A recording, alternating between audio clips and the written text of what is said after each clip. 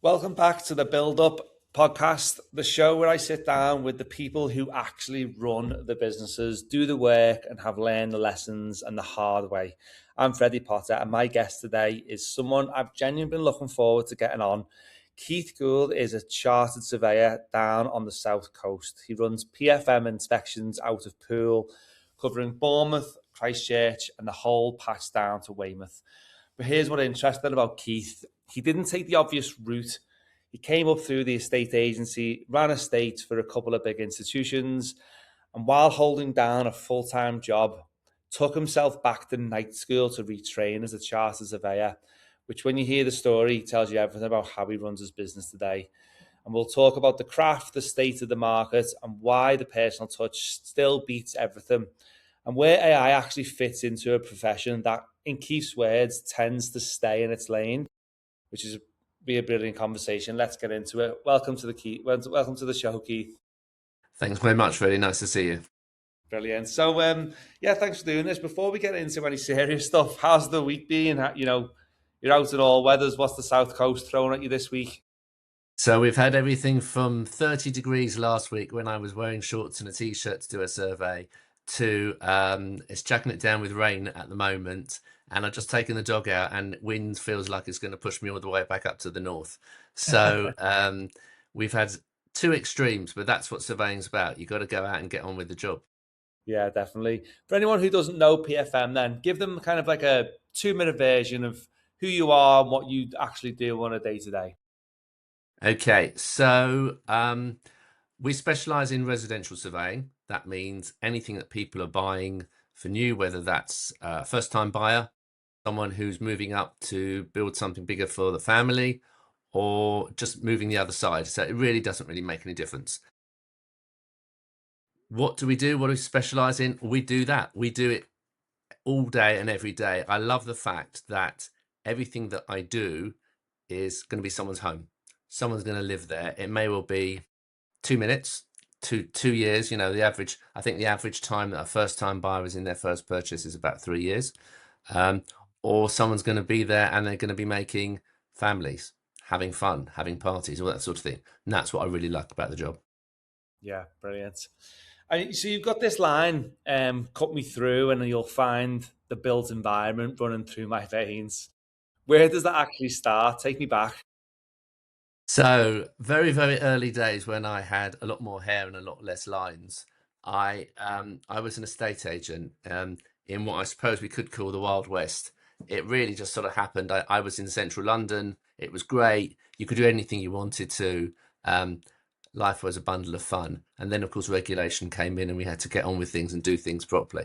Um, I've just really stayed in property throughout. I've done residential agency, I've done residential management, I've done schools, colleges, hotels, pretty much everything. And that's why I suppose I use that phrase, cut me and you'll find property running through the veins. It does annoy my family a great deal because when we go on holiday, I'm often walking around looking at buildings and looking up rather than looking where I'm going. And they say, can you just concentrate for a moment and stop thinking about work?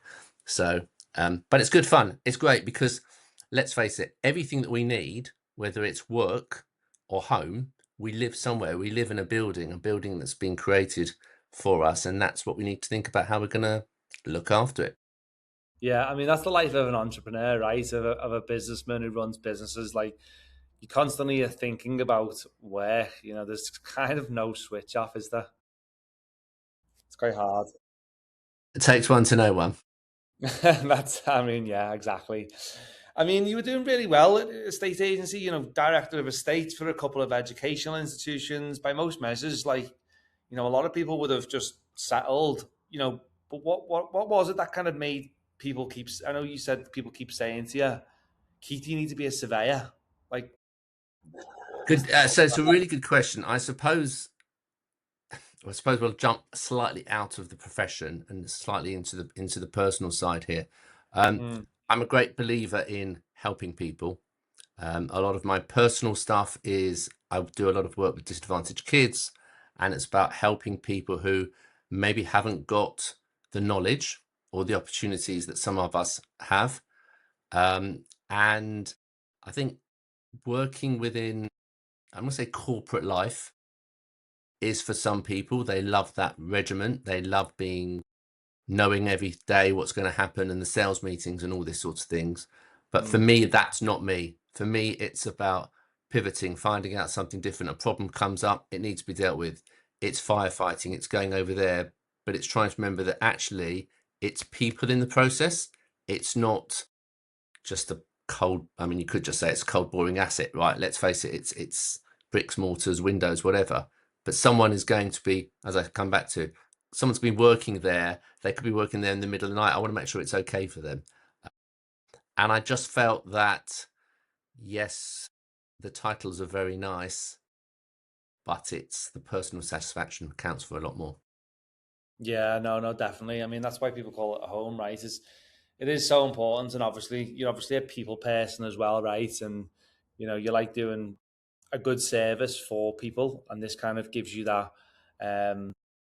It gives you that responsibility and also kind of like enjoyment out of your role, right? Absolutely, absolutely. And it gets me out of the house, and let's face it, that can't be a bad thing. Yeah, no, it's not. There's nothing better, nothing worse than sitting in front of a computer all day. At least you get your steps in. Absolutely, absolutely. How was night school then, alongside everyone else? I mean, how was that like that whole period for you? Like obviously Tough. working It was full really time. quite tough. I think that if you overthink it, you don't do these things.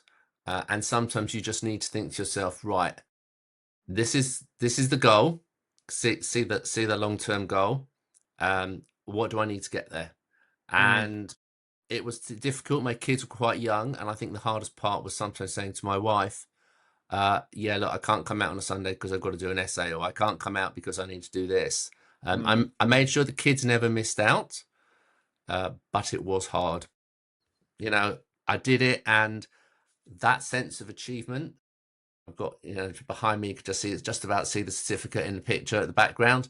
That Hmm. sense of achievement when you actually get that and you think, wow, you know what? That's me. Yeah, it's a great achievement, especially a lot of people want to do work after work, right? And that in itself is a huge accomplishment. And the business as itself as it's running today, you know, you've obviously got a lot of work coming in. You get a lot of recommendations, so it's a credit to like how you're running the business now, and obviously hats off to you. I think you know with like a surveyor, then is every day different? Like I suppose I suppose every I suppose every day is like you could do a bog standard 3 bed semi, or you could do like a huge Victorian or grade 2 building. Like, is it kind of a lot very different? Absolutely, absolutely. And that's, for me, that's what's nice, because you're right. I could be, I mean, you've picked effectively the two extremes. Mm, Now, if I think of just this week alone, I've seen um, a Victorian house which had slate roof tiles where when I went into the roof space, it was effectively water coming in. So mm, there's a new roof. There's a roofer rubbing his hands with glee, thinking, "Great, that's a nice piece of work for me." Um, to a property that used to be a military housing, because down here in Dorset, obviously we've got very, very large MOD spread all over the place. Ex-military housing, which was steel frame, which is highly unusual. That takes quite a specialism to understand how it's going to be looked at, how that's going to be taken care of.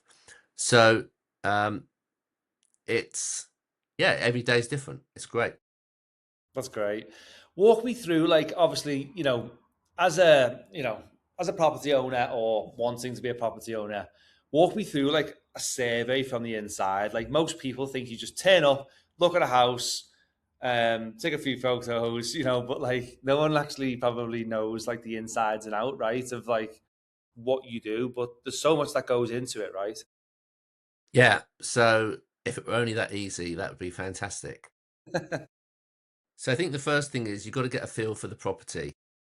Normally I turn up, first thing I do is I don't turn up at the front door. I probably spend 10 minutes walking around the area, up and down the street, looking at the other houses, trying to understand How does this fit in? Is it a standard 3-bedroom because this is an estate and there are 500 other ones? Comes a Victorian, well, actually, the one next door is completely different. So get a feel for the area, a feel for how the property is. Then I normally go in and I normally start on the outside, and I literally, my way, and every surveyor is slightly different, but my way is top to bottom. So from the outside, I'll go chimney stack, roof, blah, blah, blah, windows, doors, all the way down. Then I go in, I can repeat the process internally. So it'll be roof space, ceilings, the first floor, second floor, whatever it is, work my way down, ground floor, all of that, outside, garden, bits and pieces, and the various services. The question is, I suppose, what am I looking for? I'm looking for stuff that I know when the property was constructed, so I understand how the property should be worked. Yeah. If it's a property that's an older person is in, it's going to have a certain style to it. The property that a younger person in is also going to have a certain style to it. What I'm looking for is the stuff that shows me there's a slight fault. I mean, people always, so my top 10, shall we say, or my top item is there's a crack. Normally, this is the first thing that someone says to me when I have my conversation. The first thing someone says to me is, oh, there's a massive crack in the wall. Yeah, okay. What's a massive crack? My interpretation of a massive crack and your interpretation of a massive crack are two different things. Okay. And 99% of them are just thermal movement. The property heats up, cools down. Correct, it's plasterboard and it cracks. It cracks on the lines. I mean, anyone knows this, right? A house is a solid object sitting on something that's moving. That's the earth. The earth moves backwards and forwards in multiple directions, gets hot, gets cold, gets wet, gets dry. So it's constantly changing, and you're expecting to put this solid structure on it and nothing happen. Not going to happen. But it's understanding, and we use our industry, believe it or not, there is actually an industry measurement of cracks, right? Certain measurements, and we use a crack gauge to understand, is this something serious, i.e. movement, or is it just the way the property is being lived in? Yeah. So those are the sorts of things that I'm looking for. They're items, surveyor's nose, you walk in, is there damp? Can you smell something that shouldn't be there? Are you listening? Are you aware of how the property is being used? Yeah, it's something that we, as I suppose, normal people would walk into something, wouldn't we? You try and look as much as possible, but like, you're paying for the knowledge, right? You're paying for because you've done your qualifications and stuff, and this is what people pay for, right? In every profession. I like that. I found that genuinely clever. Like, you told me you tailor the research. I know you touched on it a little bit then, and a 35-year-old with two kids wants to know about schools and catchments, and then a 65-year-old who wants to know about bus links and whether they can walk to the Tesco. When did you realize that the same house needs like different surveys depending on like who's buying it? Is it like? But it's actually something that's taught to you. So as part of the course, it's part of learning to be a surveyor.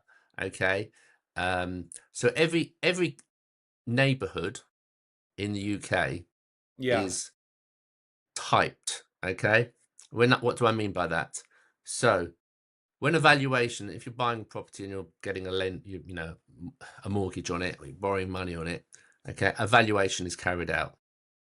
Now, most people think that the valuers turn up and go, oh, yeah, right, that's it, fine, go away, get a couple of pounds.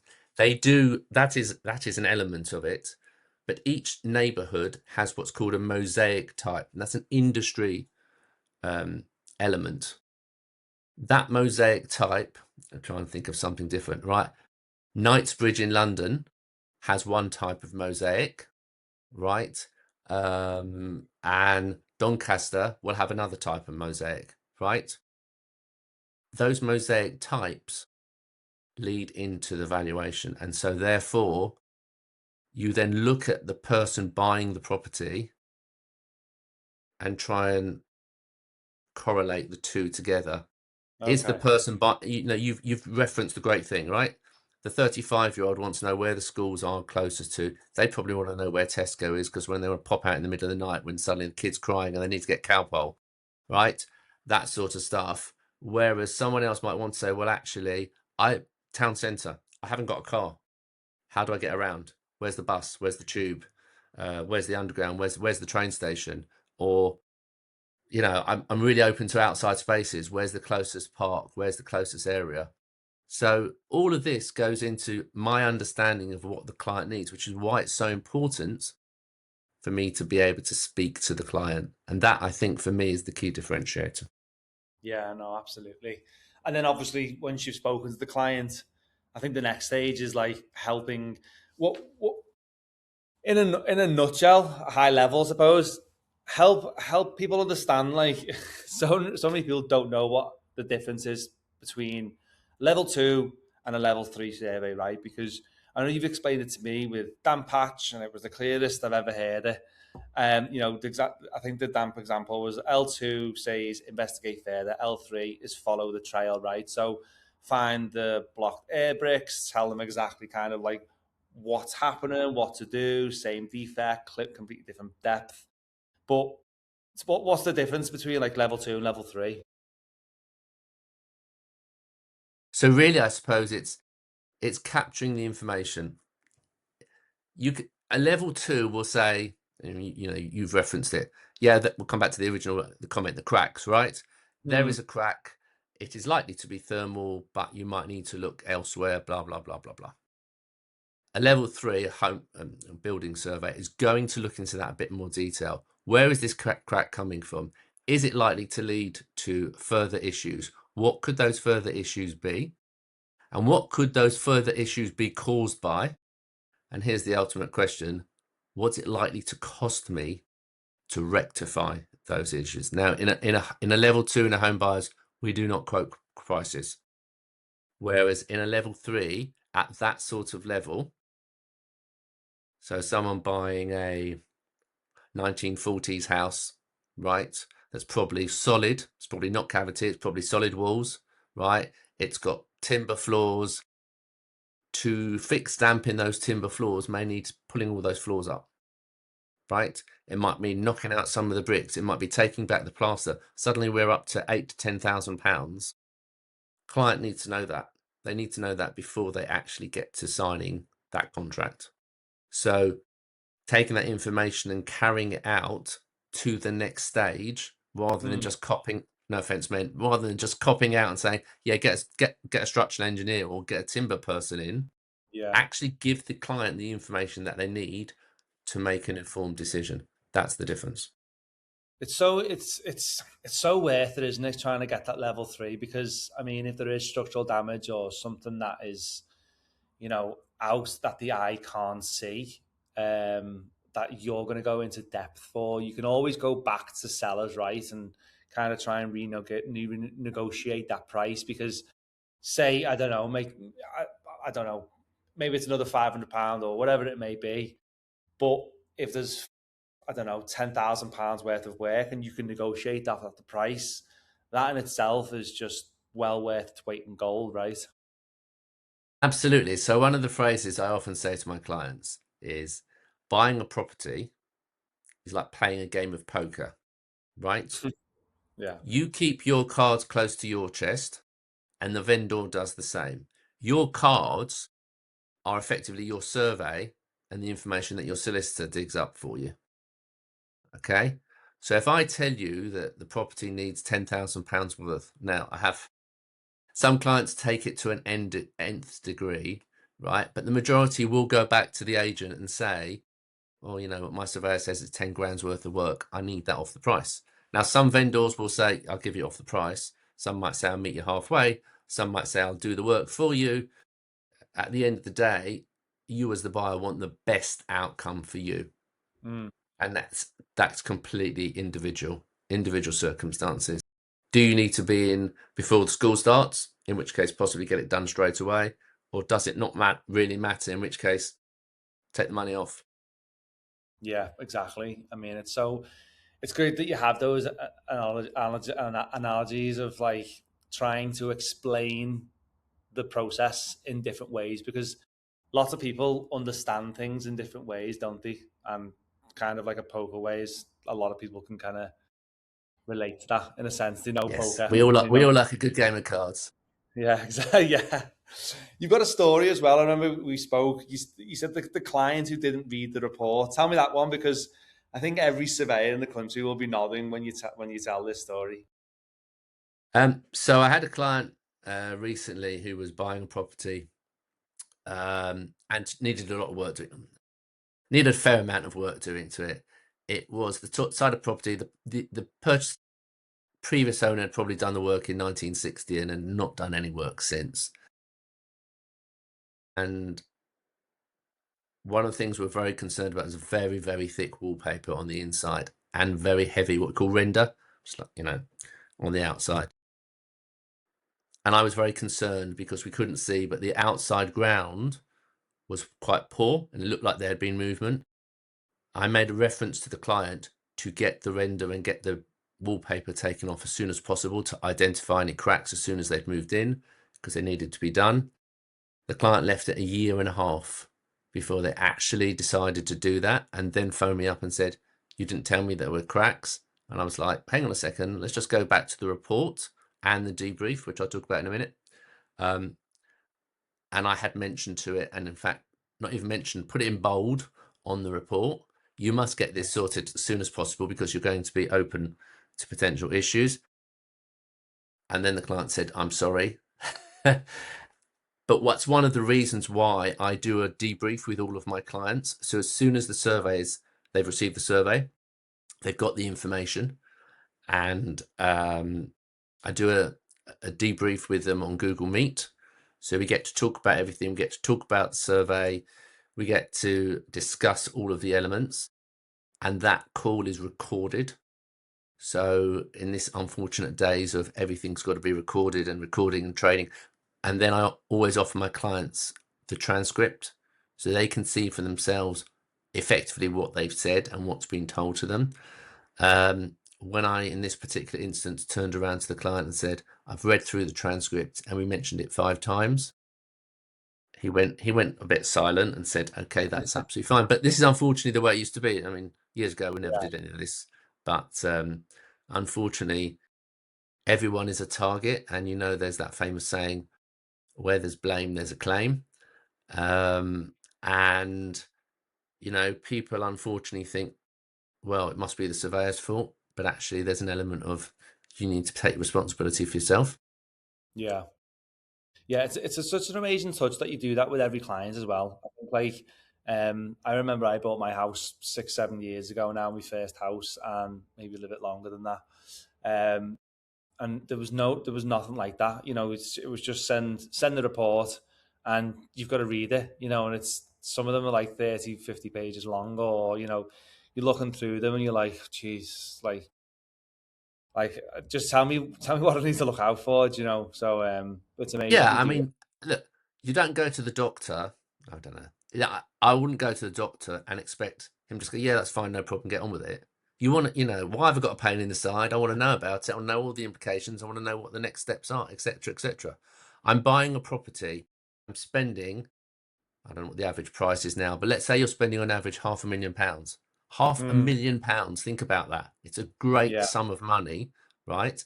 And whilst most people aren't putting that cash down and taking a mortgage, you want to know everything about that property.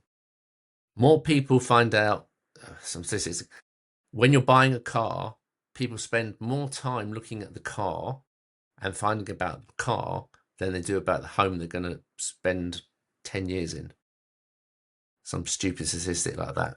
So, mindset. It's just the mindset of how we've been. I don't know whether it's how we've been brought up, or it's. I mean, it's the biggest investment. 98%, 99% of people will make. absolutely, It's absolutely. so important. Let's talk about the market then. Not the headlines. I remember you saying to me that, like, anyone telling you the market's absolutely buoyant at the moment, it's probably smoking something they should be. Like, what are you actually seeing on the ground right now? Yeah, so interesting. Some of the, there's always the nationwide house pricing is always pushed out. That was actually came out in the last couple of days. People always need to move, Freddie, right? So there is an underlying market that keeps going no matter what, right? I want to be in the right catchment area to get my kids into a better school, right? We're moving because unfortunately there's been a divorce, or Mm, my parents have gone into a care home. We need to sell their property. Whatever happens, I move people relocating for work. We've always got people moving around. There is always a housing market that moves. The yeah. headline articles that tend to talk about the new sales, but what they don't recognize the fact is that the market is always moving. Even during COVID, people moved, right? People Mm, move. Times of war, people move. The Second World War, there was a housing market. People move all the time. yeah. The market is definitely, the general market, I would say, is probably subdued to what it was a year ago. And definitely what's going on in the Middle East has got to have an impact on that, because people are looking at their wage bills. What's happened with regards to increased tax, national insurance, we all know about it. We don't have to harbour onto it at the moment, but it's going on. However, the market moves. Excuse me. I look at, like most people, you look at your business year on year, and I do Hmm. try and compare quarter on quarter. Actually, the current quarter that I just closed is pretty similar to the quarter I had last year, and that was a really, really good overall. My year overall 2025 was really, really good. I have year on year growth. So it is there. It's just taking time. People, I think, are, I say, wary. They're taking a little bit longer to come to that decision, rather Mm, than just, yeah, I want to buy it and move in like that. Does that make yeah. sense? Yeah, no, makes complete sense. I think, yeah, of what I can see, I think like the house markets are still, they're still there. There was a bit of a dip, but and obviously there's a bit of a pullback on prices and stuff. But like you said, like people are always moving, and there's different tiers of absolutely everyone in the market, right? I mean, and I mean, you mentioned it was a two-tier thing, but it's there is a constant flow of different people. You've got interest rates at Bank of England, whether they stabilize it, whether they increase it, all that type of stuff. It all feeds into it. Obviously, you've got wars and COVID and everything, but people still moving in between. And I think there's like 5% deposits now, is there, or even less? Like I'm pretty Yeah, sure I, it's. I, I think there's a danger to that, because we've all seen the market crash. Mm, You have to go back that far. 2009, even 2014. The market was still a bit dicey. I think having interest rates at a sensible level works. You know what you're spending on your mortgage. You're not going to overcommit. Yeah, we all took advantage when the interest rates were 1% and 1.5%. We all went out a bit mad and we all took advantage of it. But um, for the average person who's moving up through the ladder, actually having interest rates at, I say, 3.5 to 4% is a yeah, sensible point, and you know what you're spending your money on. And that was always the way it was. Market was always, traditionally, interest rates are between 3 to 6% for a long time. It's yeah, only post the sort of, say, the real crash in 2009 where all the banks decided to drop it. Ugh, I suppose history, someone who's far cleverer than I am, will be able to tell us in the future as what that was the right decision. But that's where it is. yeah. No, absolutely. Yeah, it's always a strange time. I mean, you say 3-4% is quite steady. I remember I first got my mortgage. I think it was I'm pretty sure it was 1%, and I mean, I wish I would have locked it in now at 30 years. Um, but you live and learn, don't you? If it ever gets back down to there, I'm going to lock it in for 50 years, I think. Um, but you always think it's going to go lower and lower and lower, and it's like, how much lower can it actually go? Absolutely, Um, absolutely. Yeah, no, and I think what sets, I don't know about other surveyors and I can't speak for them, but I've dealt with properties in the past, and that personal touch, I think that's probably why you get so many referrals. Do you think, and people that come to you all the time? I think it's such a Yeah, key. I think people buy people. right? Mm, Regardless of what business you're in. If the person you're dealing with, you feel you trust them, and trust, mm, it's easily banded around. It's a word that's banded around, but I think that if someone feels you're being genuine, and I'll often say to clients, listen, I'm happy to talk to you. And you spoke earlier about level 2, level 3. If I don't think someone genuinely doesn't need a level 3, I'll tell them. And I'll say to mm, clients, listen, I know it sounds like I'm talking myself out of business, but the truth is the property that you are looking to purchase does not require this level of survey. Why spend the money? yeah. Right? I'd rather be honest with people. It's not just, I mean, it depends what you enter into we mentioned AI briefly, but what you enter into Google, it will just give you, you ask a question, it will just give you a standard answer. It doesn't Yeah. know the property, it doesn't understand it. And that's why I think that tech's fantastic, but the human touch makes the difference. Yeah, I totally agree. I think you can use tech right. You can use it all. Obviously, human, that human touch and that kind of like knowledge of seeing it and on being in person and all that type of stuff. It's never gonna get AI is never gonna get there. But it's because I'm pretty sure Ricks have issued something, haven't they? Like a formal kind of like AI guidance for Yeah, surveyors, and yeah. everyone's having to put statements on the website. If the is the profession ready for this? Do you think? Like, would you say? I I laugh because there are still surveyors out there that go out on site with a dictaphone, right? And I'm looking at them thinking, do you know it's 2026? Um, and I think I'm quite a modern tech surveyor. So Yeah, I use an iPad on site. Yes, I'm not gonna lie, I have a pen and a pencil and a pad just in case that decides that day it doesn't want to work. yeah, But everything's taken, all the information is captured on an iPad. Everything's captured using digital photography. I have a drone. I use all of the tools that I have to the best of my ability to give my client the best bit of information. mm, 2 moisture meters, 3 cameras, umpteen other bits and I mean, I look at my toolkit sometimes and I am horrified at the cost of what I actually take into someone's house. Um, but you have to use it. You're absolutely right. RICS have recently issued AI guidance for surveyors, and part of that is about putting the information on your website. Yes, we have an AI policy now. A year ago, I didn't have an AI policy. Now I have that. I've rewritten my terms and conditions to show that I use AI for research purposes, but not to create my reports. That's still me doing it.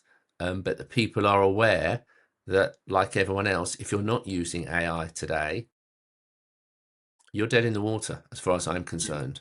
Right? yeah, And surveyors need to. So we are probably one of the last professions. I mean, solicitors have been using it for quite a while, right? mm, Mortgage brokers have. I think we're one of the last professions that is very, very anti-tech. But it's an age thing and it's a mindset thing. Surveyors who've been doing it for years and years and years, those guys who are 60 plus, who are probably thinking about in the next 10 years about shutting shop, they are not tech. It sounds a bit rare. I'm not talking for all of them, but there's a lot of people that I see that are still like, why would I use it?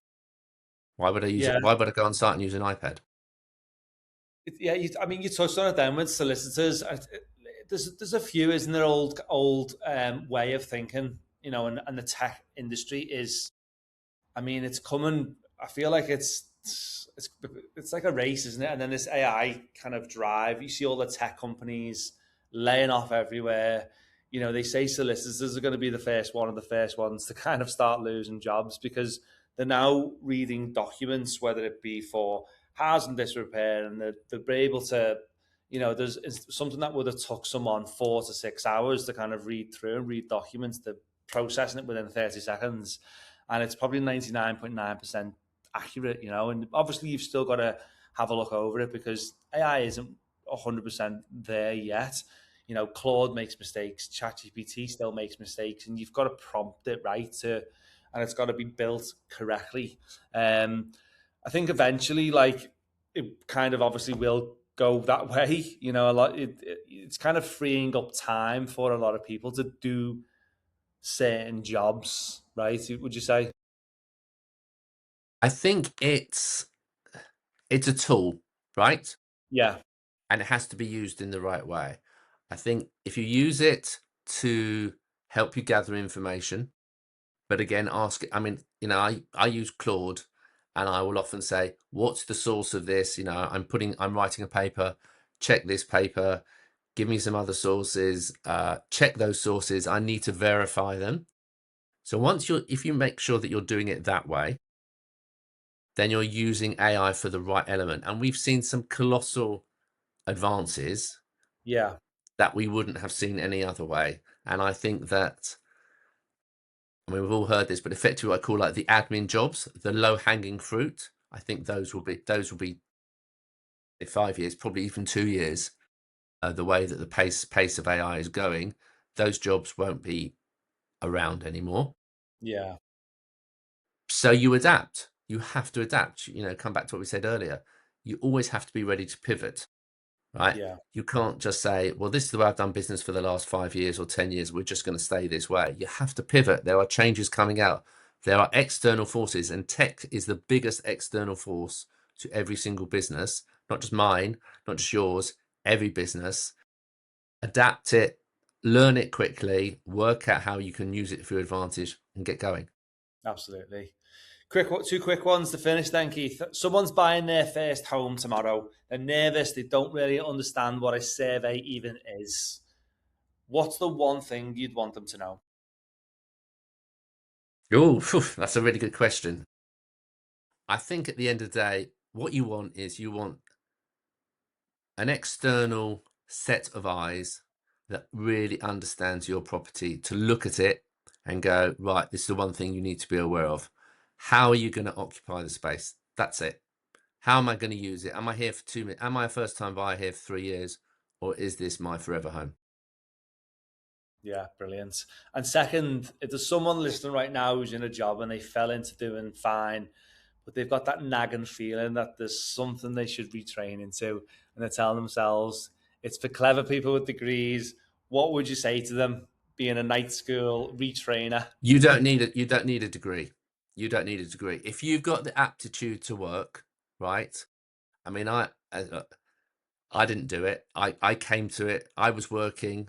I left school at 16, right? I went forward. I think, yeah, if you're going to be an aeronautical engineer, if you're going to be a doctor, if you're going to do something that's highly, highly specialized, probably you need a degree. But for everything else, for what I do, for what most people do, go out there and get on with it. Learn the job from the ground up. I mean, I just slight story. My very first job on site, I turned up at a building site. I was an apprentice. I was basically apprenticeship, right? And the first day I was there, the site manager gave me a shovel. The day was absolutely pouring with rain, and he gave me a shovel and he asked me to dig a trench. I dug the trench. Everyone else was in the Nissan hat, having a bacon butty and a cup of tea, laughing their head off at me. Right? I was soaked to the skin. But when I finished that job, and the site manager came over and told me, said, get home, get yourself showered and come back tomorrow morning. I learned from the ground. Now, obviously, it was a good old trick for the new apprentice, the new guy that worked. It was a great trick. But what it taught me the next few months, I was on site. I learned every single aspect of how to build a property. I learned from the ground up.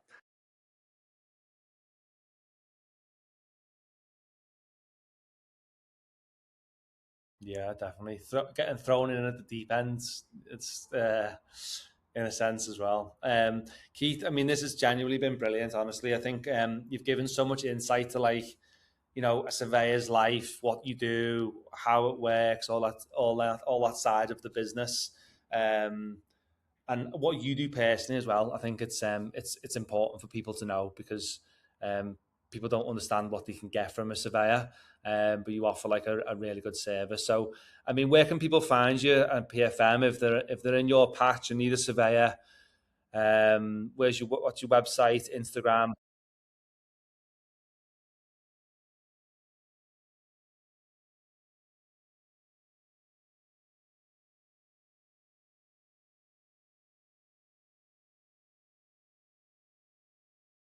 Fantastic. Brilliant. Well, I hope you've enjoyed it, and I appreciate your time, Keith. Cheers. Bye-bye.